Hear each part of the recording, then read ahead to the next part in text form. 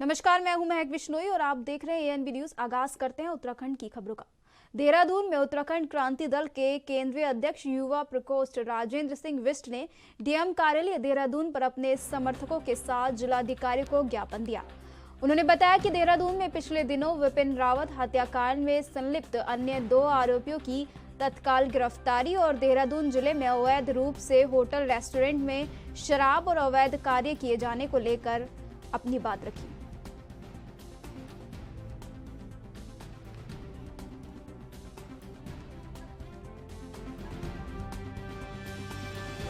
हमने यहाँ पर ज्ञापन प्रेषित किया और जिस प्रकार से आपने देखा होगा पिछले दिनों विपिन रावत हत्याकांड में किस प्रकार से जो आरोपी हैं विनीत अरोड़ा को बचाने के लिए लक्कीबाग चौकी इंचार्ज से लेके आपका देहरादून कोतवाली इंचार्ज जो हैं उन्होंने किस प्रकार से जो पीड़ित परिवार है उनको इधर से उधर घुमाया।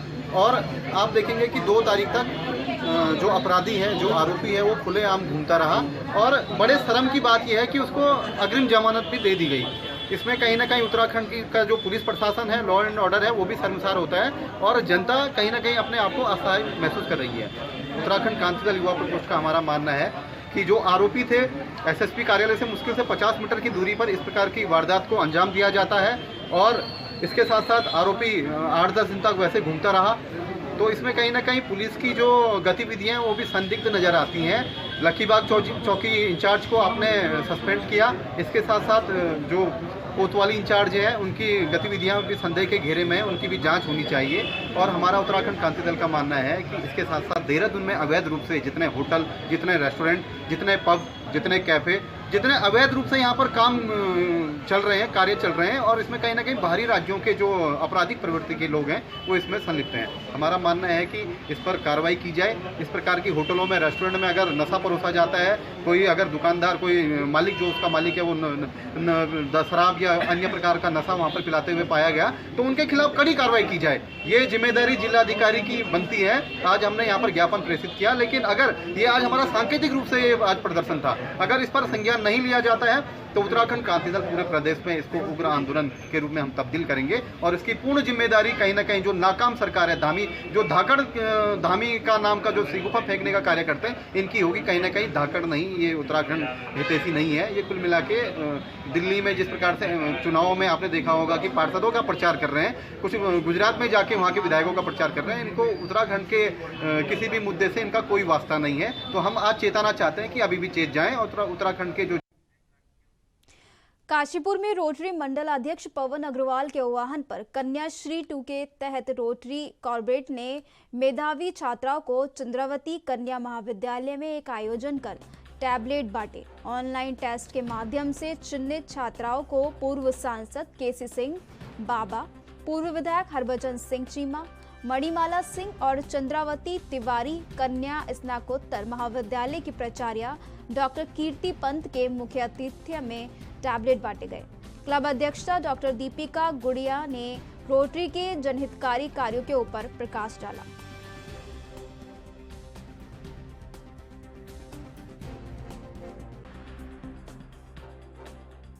मंडल रोटरी डिस्ट्रिक्ट 3110 का कार्यक्रम है, जिसमें ये सोच है हमारे डीजी माननीय पवन अग्रवाल जी की कि शिक्षा के क्षेत्र में खासकर छात्राओं के लिए कुछ निरंतर करने का उनका जो संकल्प है। कन्याश्री 1 भी आप लोगों ने कवर किया था, जिसमें बच्चियों को साइकिलें वितरित की गई थी। उसी का दूसरा चरण है ये कन्याश्री 2। इसमें हमने मेरिटोरियस गर्ल्स को टैबलेट वितरित की है। ऑनलाइन टेस्ट के माध्यम से इन बच्चियों का चुनाव किया गया है और आज रोटरी कॉर्बेट की तरफ से 16 बच्चियों को टैबलेट दी गई है। और इससे आगे क्या डीजी सर के आह्वान पर अभी और प्रोजेक्ट्स लॉन्च होने हैं जो कि आपको समय पर बता दिए जाएंगे। और छात्राओं के लिए उन्होंने अभी जिलाधिकारी सोनिका ने दून में जनता दरबार लगाया। उनकी अध्यक्षता में ऋषिपर्णा सभागार देहरादून में जनसुनवाई का आयोजन किया गया। जनसुनवाई में कुल 116 शिकायतें प्राप्त हुई, जिनमें अधिकतर शिकायतें भूमि से संबंधित रहीं।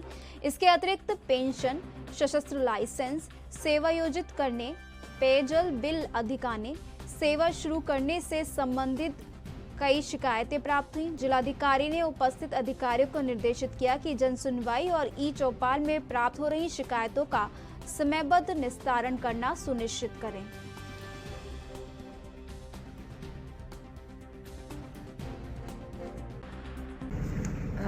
एक 116 के करीबन अभी तक हमारे पास कंप्लेन आई थी और वही मिक्स था, कुछ पानी से, कुछ बिजली से और कुछ ज़मीन पे अतिक्रमण कर दिया है उसके ऊपर थी। तो सभी का जैसे हम करते ही हमेशा सारे अधिकारी यहीं उपस्थित रहते हैं, तो कोशिश करते हैं तत्काल निस्तारण हो जाए। और कुछ क्योंकि लॉन्ग डिस्प्यूट्स हैं, लॉन्ग पेंडिंग डिस्प्यूट्स हैं, तो उनका फिर अलग से हम SDMs को बता देते हैं कि उन्हें निस्तारण करें। मैम, कोई समस्या बार बार रिपीट हो रही है, उसे जल्दी से जल्दी उसका जो है समाधान किया जाए, उसको लेकर बार बार आप बोल रही हैं, किस तरीके से रहता है अधिकारियों का? कुछ कंप्लेंट्स ऐसी हैं जिनमें हमारे पास रिपोर्ट आ जाती है, लेकिन जो कंप्लेनेंट होता है वो बहुत ज़्यादा उससे संतुष्ट नहीं होता है। तो ऐसे कुछ मामले होते हैं जो रिपीटेडली आते हैं हमारे पास, और क्योंकि अधिकारी के हिसाब से उन्होंने अपनी तरफ से निस्तारण उसका कर दिया होता है। जनपद पौड़ी जिले के यमकेश्वर विधानसभा के लक्ष्मण झूला थाना पुलिस ने लूट की योजना बनाकर क्षेत्र में पहुंचे 3 बदमाशों को गिरफ्तार किया है, जिनके कब्जे से 5 जिंदा कारतूस और 3 तमंचे पुलिस ने बरामद किए हैं। आरोपियों को पुलिस ने मुकदमा दर्ज करने के बाद न्यायालय में पेश किया, जहां कोर्ट के आदेश पर पुलिस ने आरोपियों को जेल भेज दिया है।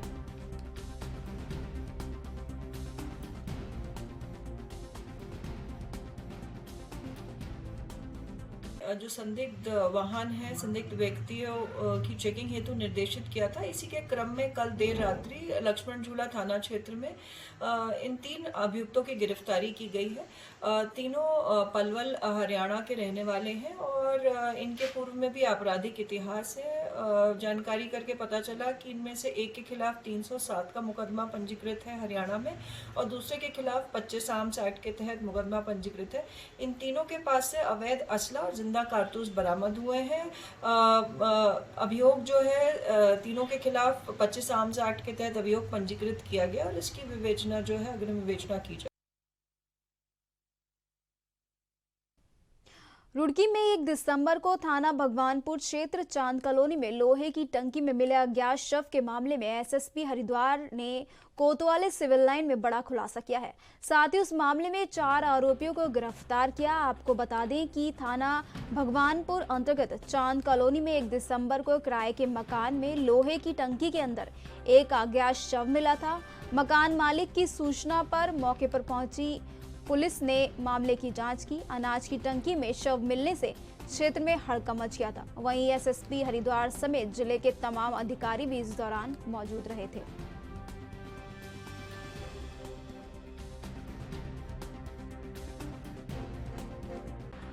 देर रात्रि जो सूचना मिली थी कि चांद कॉलोनी भगवानपुर में एक अज्ञात व्यक्ति की डेड बॉडी जो कमरे में मिली थी, जो किराए का मकान था। इस सूचना पर समस्त अधिकारीगण और सभी टीमें लगी थी। बाद में उसकी शिनाख्त हुई, जो है नवनीत भंडारी के रूप में, जो पौड़ी का निवासी था। साथ ही साथ जो वहाँ कमरे के किराए पर लोग रहते थे उनके समस्त जानकारी की गई, उनके नंबर निकाले गए, तो पता चला कि वो बुलंदशहर के निवासी हैं। टीम वहाँ भेजी गई, लेकिन वो अन्यत्र वहाँ से जा चुके थे, अपना मकान पूर्व में ही बेच चुके थे। तो बाद में जो भी हमें संदिग्धता लगे, जो वहाँ रुके थे, उनके जो इलेक्ट्रॉनिक सर्विलांस के माध्यम से नए नंबर प्राप्त रातों रात किए गए। साथ ही साथ टीमों को जो है जयपुर और अन्य जगहों पर जहां जहां लोकेशन आ रही थी वहां भेजा गया था, दिल्ली भी गए। तो बाद में इसमें 4 लोग की जो है गिरफ्तारी हुई है। 4 लोग की गिरफ्तारी में जो 3 जो इसमें सगे भाई हैं और एक उनकी मदर है, जो इस पूरे घटनाक्रम में रही। ये पूरा जो घटना मर्डर हुआ था, ये लेन देन को पैसे को हुआ था, क्योंकि अभियुक्त दौड़ों द्वारा जो है मृतक से पैसे लिए गए थे, करीब 1.5 लाख रुपए कैश और बाकी अकाउंट में पैसे लिए गए थे ज़मीन के सिलसिले में। और मृतक इसमें बार-बार अपने पैसों को वापस मांग रहा था, चूँकि उसे रजिस्ट्री करनी थी। पैसे ना देने पड़े, जब मृतक द्वारा वहां घर पे पहुंच के अपना तगादा किया गया, तो उन्होंने एक राय होकर उसकी हत्या कर दी और शव को जो है कंटेनर में, जो है लोहे के कंटेनर जिसमें अनाज रखा जाता है, उसमें छुपा दिया। क्योंकि पूरी मंशा ये थी कि अगले दिन वो 28 तारीख को पूरा सामान लेकर यहाँ से चले जाएंगे, साथ ही साथ शव को भी कंटेनर में ले जाएंगे और कहीं ना कहीं उसको दूसरी जगह जाकर डिस्पोज कर देंगे। लेकिन इनके षड्यंत्र कामयाब नहीं हुआ और 29 तारीख को जब उनको गाड़ी मिली और शव से जो खून आने लगा, तो इसके बाद डर के मारे उन्होंने उस कंटेनर को वहीं छोड़ा और वहाँ से फरार हो गए। क्योंकि समस्त प्रकरण में जो अभियुक्त द्वारा जो उसके पैसे लिए गए तो उसमें 1,10,000 बरामद हुई, एक मोबाइल बरामद हुआ, अन्य भी ऐसे डॉक्यूमेंट्स मिले हैं जो आपसी इस पूरे रंजिश पूरे इस खेल के बारे में जो रहस्य था उससे पर्दा उठा है। समस्त को इसमें अरेस्ट करके न्याय की हिरासत में भेजा रहा है। एक इसमें नाबालिग है तो उसको जो है न्यायालय में पेश करके जो भी विधि सम्मत कार्रवाई है वो की जा रही है। करीब सबके साथ में जो 40 घंटे के करीब जो है इस पर रहे, चूँकि जिस दिन रात्रि में घटना हुई उस दिन तो रह ही रहे क्योंकि अगले दिन डिस्पोज करना था, लेकिन किन्हीं कारणों से उनको बुलंदशहर के लिए वाहन नहीं मिल पाया जिसमें अपना सामान और ये सब चीज़ें ले पाएँ। लोकसभा चुनाव से पहले हरिद्वार संसदीय क्षेत्र में भाजपा ने कांग्रेस और अन्य दलों में सैन्य लगाने के अभियान के तहत कई पदाधिकारियों और जनप्रतिनिधियों को पार्टी की सदस्यता दिलाई। प्रदेश कार्यालय में आयोजित कार्यक्रम में सीएम पुष्कर सिंह धामी, प्रदेश अध्यक्ष महेंद्र भट्ट और हरिद्वार सांसद डॉक्टर रमेश पोखरियाल निशंक शामिल हुए। इस मौके पर सीएम ने कहा कि भाजपा ही एक ऐसा संगठन है जो सबको साथ लेकर चलने में सक्षम है। प्रधानमंत्री नरेंद्र मोदी के नेतृत्व में देश आज विकास की नई ऊंचाइयों को छू रहा है। मोदी सरकार की नीति और योजनाओं से प्रभावित होकर पूरा देश भाजपा में हो रहा है।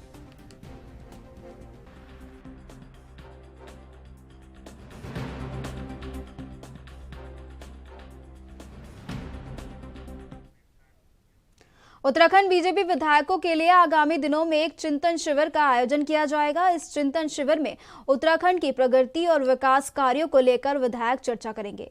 पिछले दिनों मसूरी में 3 दिनों तक प्रदेश के वरिष्ठ अधिकारियों ने उत्तराखंड के रोड मैप और प्रगति को लेकर मंथन किया था। इस शिविर में एक दूसरे द्वारा दिए गए सुझावों को अब लागू करने की कवायद की जा रही है। उत्तराखंड बीजेपी प्रदेश अध्यक्ष महेंद्र भट्ट ने कहा कि बीजेपी ने चुनाव के दौरान जो घोषणा पत्र जारी किया था उसके तहत तेजी से कार्य किए जा रहे हैं। उन्होंने हाल ही में महिला आरक्षण बिल और धर्मांतरण कानून को विधानसभा में पास किए जाने पर प्रसन्नता भी जताई। बीजेपी अध्यक्ष ने कहा कि पार्टी के नेता और कार्यकर्ता जनता के बीच पहुंचकर उनके सुझाव को इकट्ठा कर रहे हैं और उसी के तहत प्रदेश सरकार आगे काम कर रही है। आने वाले दिनों में उसी तरह से विधायकों के लिए भी चिंतन शिविर लगाया जाएगा। जिस तरह से पिछले दिनों मसूरी में अधिकारियों के लिए 3 दिवसीय चिंतन शिविर का आयोजन किया गया था। पार्टी चुनाव के दौरान कुछ संकल्प के आधार पर जो हमने घोषणाएं की थी उनको क्रमबद्ध तरीके से धारण करने का काम कर रहे हैं और ये पहली बार हर विषय के लिए हम जन संवाद कर रहे हैं, जनता से सुझाव ले रहे हैं।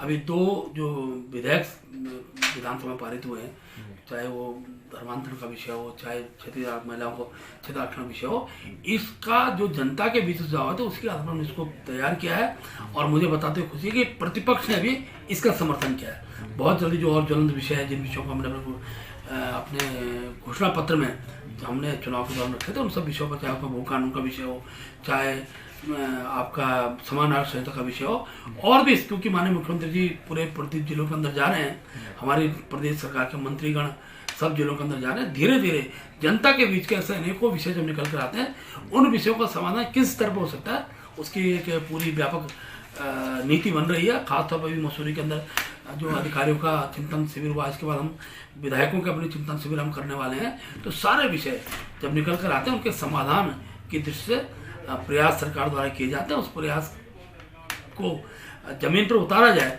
इस दृष्टि से हम लोग पार्टी को। अल्मोड़ा जिले के विकासखंड सल्ट में कैबिनेट मंत्री सतपाल महाराज ने Marchula mahseer fishing camp outer zone of Corbett national park Marchula में चल रहे कौतिक इंटरनेशनल फिल्म फेस्टिवल के समापन के मौके पर उत्तराखंड के पर्यटन मंत्री सतपाल महाराज ने मुख्य अतिथि के रूप में प्रतिभाग किया। फिल्म निर्माताओं को उत्तराखंड में फिल्में बनाने के लिए प्रोत्साहित किया। उन्होंने बताया कि उत्तराखंड देवभूमि है और यहाँ की प्राकृतिक सौंदर्य और यहाँ की खूबसूरती फिल्म निर्माताओं के लिए बहुत अनुकूल है। उत्तराखंड के हरिद्वार में आज से 6 दिन के लिए मां मनसा देवी रोपवे बंद रहेगा। आपको बता दें, वार्षिक मरम्मत के लिए रोपवे को बंद किया जा रहा है। चंडी देवी मंदिर रोपवे 12 दिसंबर से 17 दिसंबर तक बंद रहेगा, जिससे श्रद्धालुओं को परेशानी हो सकती है।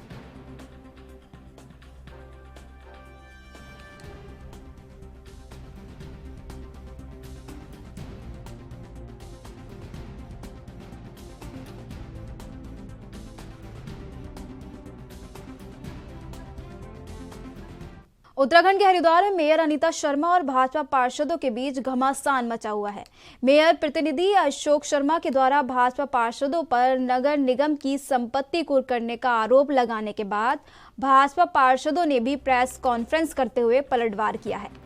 पार्षदों ने कहा कि मेयर अनीता शर्मा के पति अशोक शर्मा न सिर्फ नगर निगम की कार्यवाही में हस्तक्षेप करते हैं, बल्कि निजी हितों को साधने के लिए नगर निगम और जनता के कामों को नुकसान भी पहुंचा रहे हैं।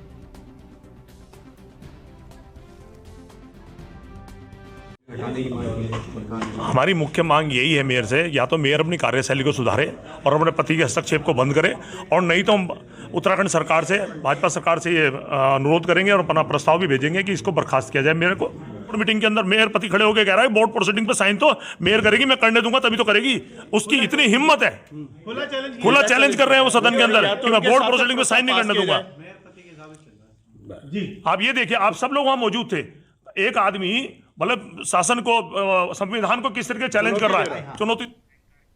उद्यान विभाग में संचालित जिला योजना अंतर्गत मुख्य उद्यान अधिकारी देहरादून द्वारा जनपद देहरादून के क्षेत्र अंतर्गत चक्राता, कालसी और सहसपुर के सेब उत्पादक किसानों को सेब पौधारोपण, कटाई, छटाई, उर्वरक खाद, उन्नत पैदावार और फालतू डाई के बाद प्रबंधन आदि विषय पर 3 दिवसीय प्रशिक्षण के लिए जनपद देहरादून के 30 चयनित किसानों का दल doctor YS Parmar university of horticulture and forestry, नौनी सोलन, हिमाचल प्रदेश के लिए कैबिनेट मंत्री गणेश ने बस को हरी झंडी दिखाकर रवाना किया। फिलहाल खबरों के सिलसिले में मेरे साथ इतना ही, और आप तमाम खबरों के लिए बने रहिए ANB न्यूज़ पर। धन्यवाद।